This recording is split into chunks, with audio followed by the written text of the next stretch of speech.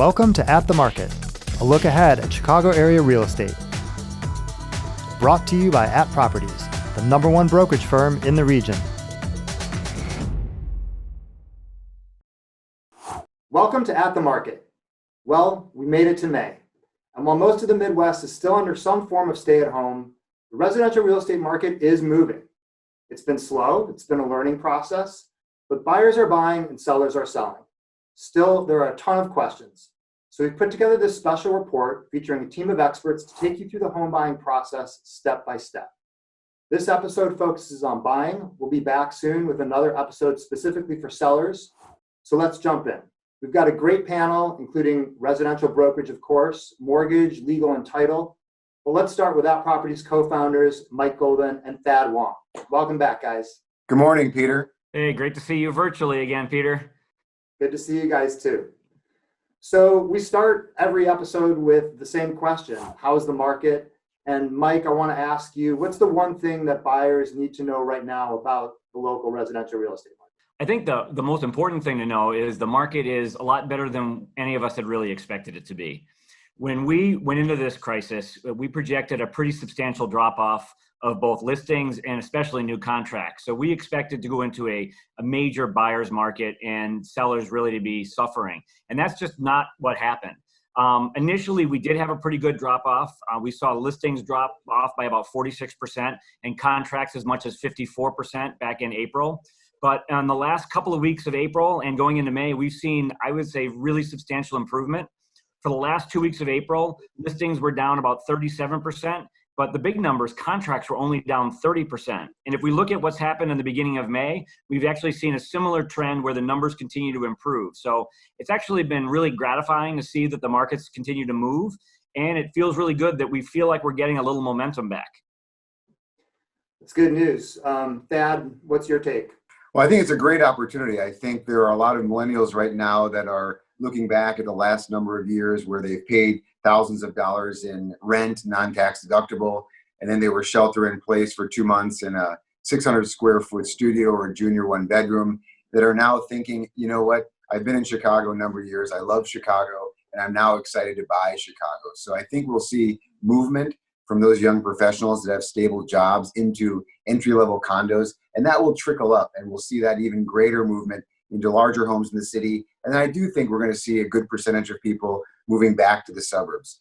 Some people, I was on a phone call yesterday with a lot of national investors, and they were talking about big movement to the suburbs. I feel like that was a knee-jerk reaction that everyone kind of in the midst of these things gets a little extreme. But I do think some families in the city will see an opportunity and they'll appreciate more open space and yards and less density. But I think you'll still have a majority of young professionals that want to stay in the vibrancy and don't want the commute. So I'm extremely bullish. I do agree with Mike. We're going to have limited quality supply. That should drive prices higher. That alongside with the fact that every other recession besides '08, we've seen significant appreciation in hard assets, and real estate is the hardest asset. So I'm very bullish on the market. I think there are a lot of buyers out there ready to buy. And although the economy is going to be, there's going to be some significant challenges. We're going to have an unprecedented amount of unemployment. I do believe the upper echelon of stable investors and stable buyers are going to move the affluent market forward. And for the primary purpose, that's our market. Sure. You mentioned pricing, being stable or even increasing. Is that what you kind of anticipate for the rest of the year? Yeah, I am extremely bullish on appreciation. I don't think we'll have, skyrocketing pricing. That being said, I think over the next 4 or 5 years, we'll have appreciation year after year. I think there is very little quality inventory. So you're seeing buyers come in and make improvements to what's available, and that's going to bring overall prices up. And I also think for those perfect houses that are turnkey, buyers are willing to pay a significant premium. That's not going to change. That happened before COVID, and I think that's happening even more so now. So I do think you'll see sellers that are positioned well financially, updating their homes and pushing pricing higher. And if you just look at the amount of buying power that a buyer has right now, with interest rates as low as they are, it is the best time ever for a buyer to jump into the marketplace when you look at their actual cost to own. It's incredibly low.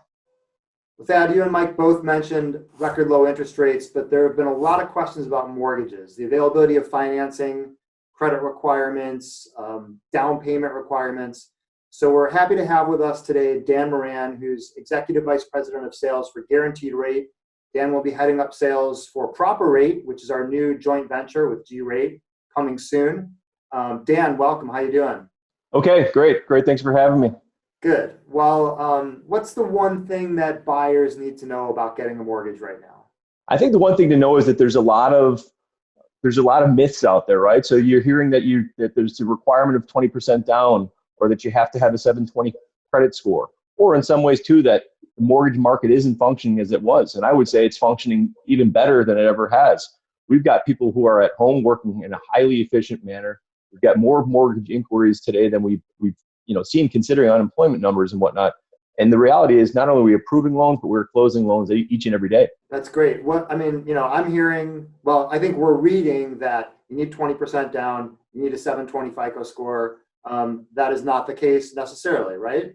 That's not the case necessarily. Again, I can't, from a macro standpoint, there may be, retail national lenders out there that might require a 720 credit score. But just because you went to a bank, let's say, and went for your mortgage application and they said, hey, we can only offer a loan to you if you have 20% down or a 720 credit score, don't, virtually walk out of that bank or the virtual mortgage application and assume that you can't get financing. There's plenty of lenders out there. Certainly Guaranteed Rate is one of them that can offer a lot of flexible and more financing options out there. So can you buy a home with 10% down? Can you buy a home with 5% down? For sure. I mean, you can go, your lending options in current environment is still as low as 3% down. So consumers, and especially I think Mike and Thad talked about it earlier, there's plenty of first-time home buyers out there who are just, dishing away money on rent on a month-over-month basis. When if they put 3% down or 5% down, their purchase, their monthly mortgage might be the same, or in some cases even lower what they're spending in rent every month. It's pretty exciting. Dan, so what's changed right now about the process of applying for a mortgage? Well, Peter, for applying for mortgage, I'd say it's very normal. It's very much the same. People are accustomed to applying for mortgage online and initiating that piece. But I'd say one of the changes within the mortgage process itself, even closer towards the end of when you're going to actually go for your clear to close prior to your actual closing, is the verification of employment process. And we have an attestation form in current environment for lending. This attestation form is basically a form and or a document that's protecting the lender to make sure that you are still employed. And in some ways too, we're looking to forecast out. There's people who may know or may not know of what their employment status is going to look like. We're just trying to work with those people to make sure that that they are still going to be employed. We don't want to put anybody in a home if they can't afford it, but in the same sense, we want to make sure that everybody's in the right position. Finally, we can't talk about mortgages without talking about interest rates. And it seems like every time we do one of these episodes, interest rates are always going down, but it looks like they've gone down again, right? Where are they sitting at these days? Yeah, I mean, rates are constantly bouncing up and down. And, a few weeks back when the Fed first announced, where they were going to be at from a rate standpoint, we had plenty of consumers calling us saying, hey, I heard rates are at 0%. Just so everybody knows, mortgage rates are never going to be at 0%. We'd love them to be, but they're not going to be. But in current environment, you're still seeing, some rates that are going to be in the, upper twos and the low threes. So if you think, again, as Mike and Thad talked about earlier, you talk about buying power, especially from a historic standpoint from rates. We're in one of the best lending environments from a rate standpoint that I've ever seen in over 20 years of working in the mortgage business. All right, Dan, thank you very much. Good stuff. Mike and Thad, great to see you guys, and we'll hope to see you soon. Thanks, Peter. Great to see you again, Peter. Thanks, Peter. Thanks, guys. Good to see you. Okay, so we're going to turn our attention now to the actual process of viewing homes and making an offer. And to talk about that, we're joined by George Schultz, Vice President of Brokerage Services for At Properties offices in Bucktown and Logan Square, and Tricia Roberto, who has the same role for our offices in Hinsdale and Western Springs. Welcome in, guys. How are you? Good. Good morning. Hey, I'm great, Peter. How are you? I'm hanging in there. I'm doing well. So early on in this process, the industry kind of figured out that, well, obviously a lot fewer showings were going to take place in person, and those that were going to take place needed to make sure that both the buyer and the seller felt safe. So Tricia, I want to start with you and ask you, how has the showing process changed? I think home buyers really need to understand that it's going to be a more stringent screening process before they're actually allowed to view a home. This is not a time for casual lookers or looky-loos to be in people's homes. So the listing agent is going to be asking the buyer or the buyer's agent, are you pre-approved? Do you have proof of funds? We also at properties have a COVID-19 disclosure where we're asking the buyer, have you had the virus? Have you been exposed to the virus? And then once they actually get into the properties, we're going to want them to wear masks, gloves, not touch anything, and make sure that they limit who's in the property. This also is not a time for the grandparents and the kids to come and look through the houses. We need the actual buyers on the contract to be the only ones in the property. Sure. We were talking offline, and you had mentioned that actual physical showings are down quite a bit, but contracts don't mirror that. So can you talk a little bit about that? Yeah, so I think the expectation a lot of times with buyers and sellers is that if the showing activity is down, it means the buyers aren't out. And what's really happened with the first showing being online, for example, in our market in Hinsdale, showings in the month of April were down 48%. When I looked at the actual contracts that sold in April year over year in Hinsdale, our sales were only down 14%. So I would say to buyers and sellers alike, don't be discouraged if your showings are down. That first showing is really happening online. So George, how is that? What does that virtual showing process look like? Okay, Peter, it's really a great thing that's come out of all of this is it's making the process more efficient.